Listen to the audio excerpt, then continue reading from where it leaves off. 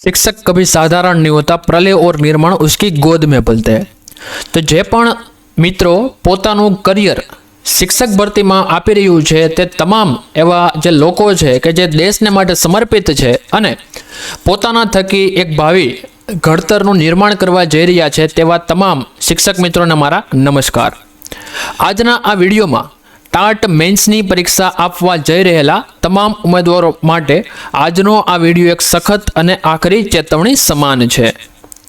तमे दिवस रात एक करीने गमे तेटली लाइब्रेरीओमां मेहनत करी होय, पेपर में 150+ मार्क्सनो बेस्ट केम न लख्युं होय तेम छतां આજનો આ વિડીયો છે એ ખૂબ જ ઇમ્પોર્ટન્ટ છે। તમે ક્લિક કર્યો છે એનો મતલબ એ છે કે તમે તમારા ભવિષ્ય માટે ચિંતિત છો, તમે આતુર છો અને તમે જે છે આ ભૂલ કરવા માંગતા નથી, એટલા માટે તમે આ વિડીયો કદાચ ક્લિક કર્યો હશે। તો વિડીયો ઉપર આવ્યા છો તો ચેનલને લાઇક કરી દેજો અને તમારા મિત્રો સાથે વિડીયો પણ શેર કરી દેજો, કારણ કે આજે એવી કોમન એવી મિસ્ટેક તમને જણાવવાનો છું કે એ છે તો કોમન, પણ આ જે ભૂલ છે તમે કરો છો તો તમારે જે છે એનો બહુ મોટો તમારે જે છે એનો પસ્તાવો તમારે સહન કરવો પડે છે। આમાં ઘણી બધી એવી ભૂલ છે જે કોમન છે ને ઘણી એવી છે કે કદાચ તમે જાણતા પણ હોય ને ન જાણતા હોય, પણ ન જાણતા હોવા છતાં પણ તમે આ ભૂલ કરી બેસો છો તો અંતે તમારે જે છે એનું ખરાબ પરિણામ ભોગવવું પડે છે। પણ જો પેપરના કોઈ પણ પેજ પર એક નાની ભૂલ કરી તો તમારી આખી જિંદગીની મહેનત પર પાણી ફરી વળશે અને બોર્ડ તમને સીધા જ ગેરલાયક એટલે કે ડિસ્ક્વોલિફાઈ જાહેર કરશે।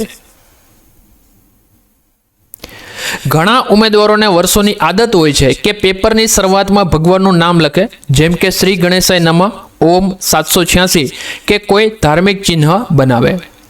હવે ખાસ કરી જે પણ લોકો અત્યારે શિક્ષક તરીકે નોકરી કરતા હોય તેઓને તો આ બધી વસ્તુની ખબર જ હોય, કારણ કે કદાચ પેપર ચેક કરતા હોય તો પણ એમને ખ્યાલ હોય કે આવી બધી વસ્તુ જો આપણે સ્કૂલમાં પણ આપણે લખવાની મનાઈ કરતા હોય તો આ તો એક સરકારી પરીક્ષા છે તો આમાં તો ન જ લખાય।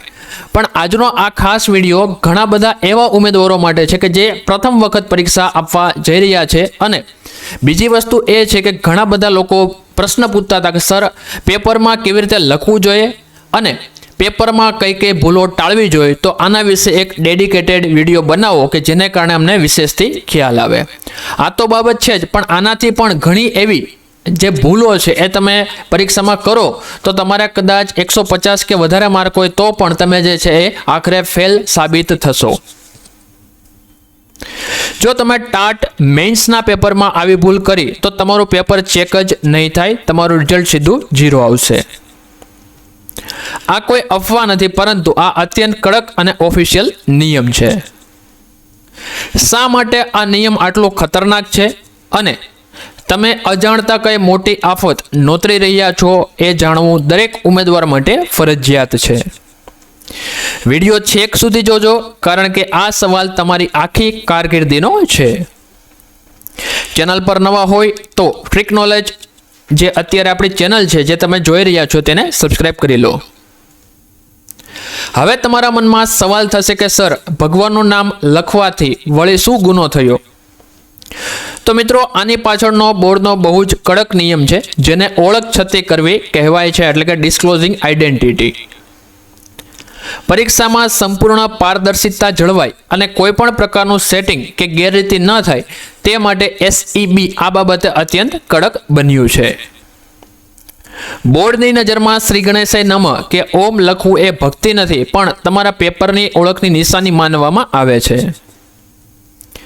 જો સુપરવાઇઝર કે પેપર ચેક કરનારને જરા પણ શંકા ગઈ કે તમે પેપર તપાસનાર સાથે કોઈ કોડવર્ડ સેટ કર્યો છે તો સીધો જ કેસ દાખલ થશે।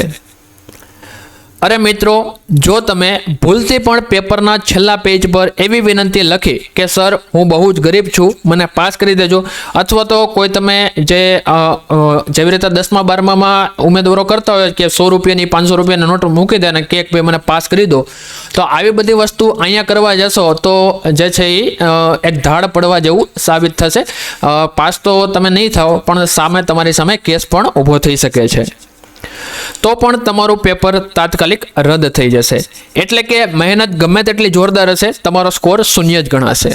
આ વિડીયો આજે શું કામ મૂકવો પડ્યો છે તેના વિશે વાત કરું કે હજુ પણ હવે પરીક્ષા છે અને બહુ થોડા એવા દિવસો રહી ગયા છે અને હજુ પણ ઉમેદવારો કમેન્ટમાં અથવા તો કોઈ પણ સ્વરૂપે સોશિયલ મીડિયાના મારફતે જે છે એમ કહે છે કે સર મારો સિલેબસ શું છે.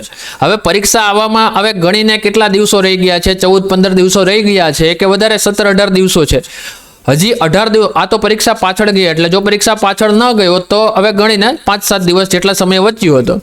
તો હજુ પણ એ લોકો સિલેબસ ગોતી રહ્યા છે, તો એમને આ પણ બાબત જે છે એ એક માઇન્ડમાં ક્લિયર હોવી જોઈએ. એટલા માટે ખાસ આ વિડીયો બનાવ્યો છે, જેને કારણે કોઈ તમે નાનામાં નાની મિસ્ટેક ન કરો અને તમે જે પરીક્ષાની તૈયારી કરો છો, એક તો ભરતી કેટલા લાંબા સમય પછી આવી છે અને આવી નાની ભૂલને કારણે તમારું ભવિષ્ય બરબાદ ન થાય. તમે પણ જોવો છો કે કેટલા સમય આ ભરતી બહાર પડી છે અને આ ભરતીમાં તમારી એક નાની પણ મિસ્ટેક તમારી આવનારા સમયની જે મહેનત છે, જે તમે કરેલી છે, રાત દિવસ ઉજાગરા કરી પ્રાઇવેટમાં કદાચ નોકરી કરતા હોય તો કદાચ ત્યાંથી રજા મૂકીને પણ તમે જે છે આ પરીક્ષાની તૈયારી કરી છે. તો આવી નાની નાની ભૂલોથી બચવું એના માટે આજનો આ ખાલી વિડીયો બનાવેલો છે. તો હવે સવાલ એ થાય કે આ આફતથી બચવું કઈ રીતે અને 150+ સેફ સ્કોર લાવવો કઈ રીતે. 150+ માર્ક લાવવા માટેનો માસ્ટર સ્ટ્રોક ગઈકાલે એક આપણે વિડીયો મૂકેલો હતો, તેમાં એક કમેન્ટ આવી હતી કે ભાઈ ભાષાના વિષયમાં પણ 150+ સ્કોર કઈ રીતે લાવો. તો મિત્રો અત્યારે કોમ્પિટિશન છે ખૂબ જ એટલી કડક થઈ ગઈ છે કે તમારો એક માર્ક પણ જે છે એ તમને મેરિટમાં પાછો ધકેલી શકે છે.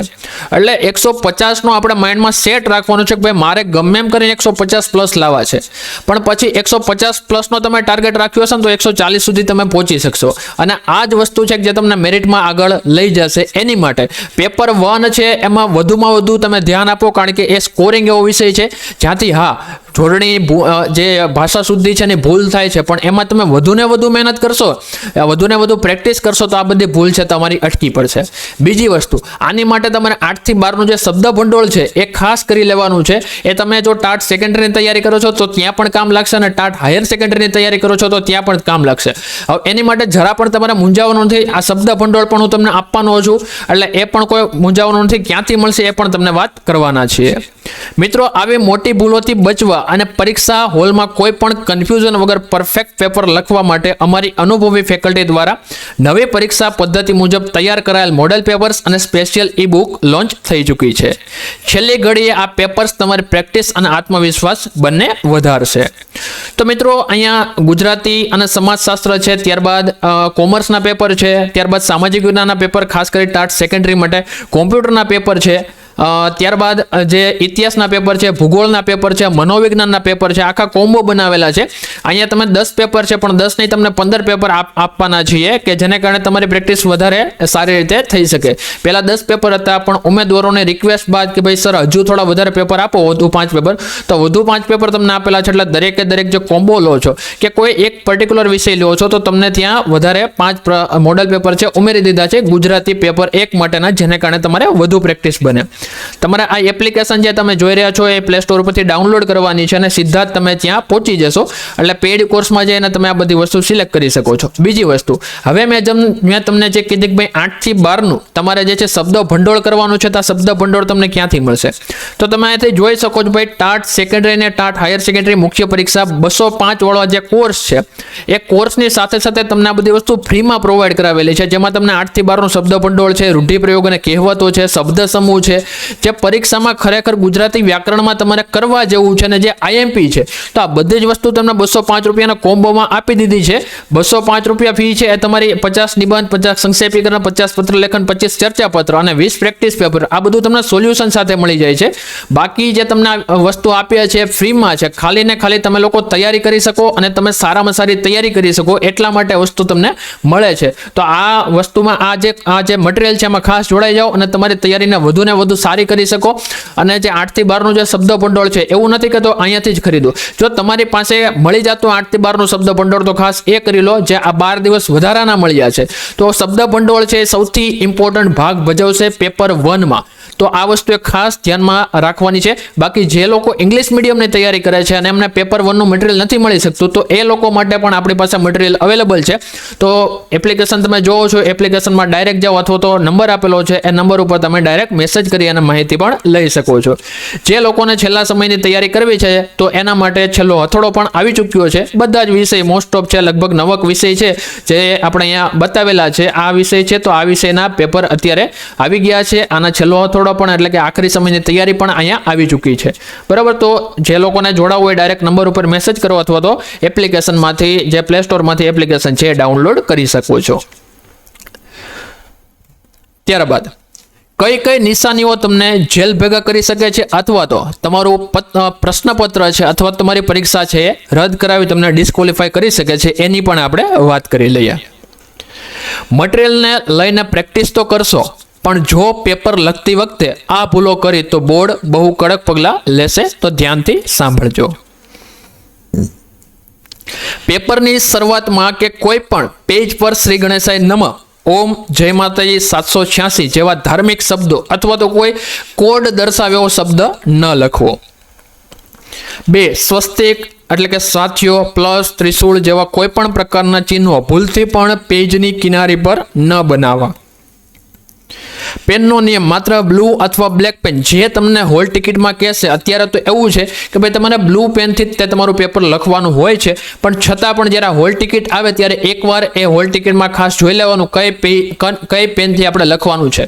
બીજી વસ્તુ, ઘણા બધા લોકો પ્રશ્ન કરે છે સર અમારે મેઇન્સ લખવી છે તો એના માટે કોઈ સ્પેશિયલ એવી પેન અમને જણાવો કે જેને કારણે અમે એનાથી સારી એવી રીતે રાઇટિંગ કરી શકીએ. સામાન્ય રીતે હું એમ જ કહીશ કે તમને જે તમારી પેન ફાવતી હોય, જે તમે અત્યારે લખતા હોય છો, એનાથી તમે જે છે તમારું પેપર ભરશો તો પણ વાંધો નહીં. પણ જો વિશેષથી તમારે પૂછવું જોઈએ તો તમને એક સજેશન કરીશ, V5 અથવા તો V7 આ જે પેન આવે છે, ટોપર્સ જે છે, મેઇન્સ જેવો લોકો લખે છે, UPSC જેવો લોકો લખે છે, તેઓ સજેસ્ટ કરે છે. તો આ પણ પેન તમને માર્કેટમાં બહુ સાધારણ રીતે અવેલેબલ થઈ જશે. જો ન મળે તો ખાસ કરી કહેજો, તમને જે છે ડિસ્ક્રિપ્શનમાં એની લિંક અથવા તો તમને જે કોઈ સોર્સ છે એના માધ્યમથી તમને મળી જાય તેવો પણ પ્રયત્ન કરીશું. પેપરના અંતમાં તમારું નામ કે રોલ નંબર એવા સ્થાને ન લખવા જ્યાં બોર્ડે ના પાડી હોય.